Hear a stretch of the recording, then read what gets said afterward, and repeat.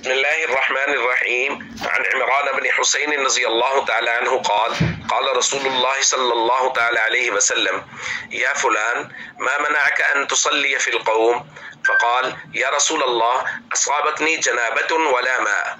قال عليك بالصعيد فإنه يكفيك. رواه البخاری۔ حضرت عمران بن حسین بیان فرماتے ہیں ان رسول اللہ صلی اللہ علیہ وسلم رأى رجلا معتزلا لم يصلي في القوم، حضور نے ایک آدمی کو دیکھا جو قوم سے الگ تھلگ تھا اور قوم کے ساتھ نماز میں شامل نہیں ہوا۔ آپ نے پوچھا ہے فلاں ما منعک ان تصلی فی القوم، قوم کے ساتھ نماز آپ نے کیوں نہیں پڑھی؟ انہوں نے کہا یا رسول اللہ صابتنی جنابت ولا ماء، مجھے غسل کی ضرورت ہے اور پانی موجود نہیں ہے، اس لیے میں شامل نہیں ہوا کہ میں پاک نہیں ہوں تو نماز کیسے پڑھوں؟ آپ نے فرمایا علیک بالصعید فإنہ یکفیک، تم پر پاک مٹی کے ساتھ تیمم کرنا لازم تھا، وہ کر لیتے ہو تو وہ تمہیں کافی ہو جاتا۔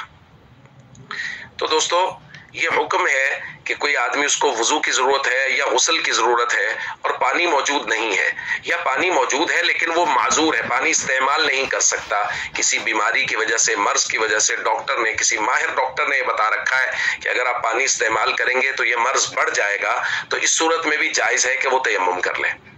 اب تیمم کا طریقہ بھی نبی کریم صلی اللہ علیہ وسلم نے سکھایا ہے۔ طریقہ یہ ہے کہ ایک مرتبہ دونوں ہاتھ زمین پہ مارے جائیں اور اگر مٹی زیادہ لگ جائے تو اس کو پھونک وغیرہ کے ذریعے یا الٹے ہاتھ ایک دوسرے میں مار کے جھاڑ لیا جائے اور اس کو چہرے پہ پھیر لیا جائے پوری طرح سے، پھر دوبارہ مٹی پہ، دیوار پہ، کسی بھی مٹی والی جگہ پہ ہاتھوں کو مارا جائے اور وہ کلائیوں پہ، بازوؤں پہ ان دونوں ہاتھوں کو پھیر لیا جائے تو یہ تیمم ہو جائے گا۔ نبی کریم صلی اللہ علیہ وسلم کی موجودگی میں صحابہ کرام نے بھی ایسا ہی تیمم کیا، جیسا کہ سنن ابی داؤد کی روایت میں ہے کہ فضربوا باکفہم الصعید ثم مسحوا وجوہہم مسحۃ واحدہ، کہ صحابہ نے اپنی ہتھیلیوں کو زمین پر مارا اور پھر چہرے پر ایک مرتبہ ان کا مسح کر لیا، اس کو پھیر لیا۔ ثم عادوا، پھر دوبارہ انہوں نے فضربوا باکفہم الصعید مرۃ اخرى، پھر دوبارہ انہوں نے زمین پر مارا، فمسحوا بایدیہم، اور پھر اس کے بعد اپنے ہاتھوں پر انہوں نے مسح کر لیا۔ تو یہ تیمم کا طریقہ ہے۔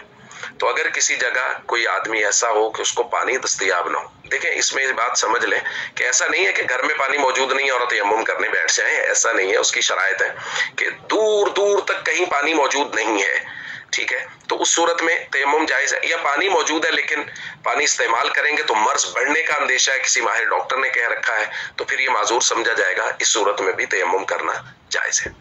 السلام علیکم ورحمۃ اللہ وبرکاتہ۔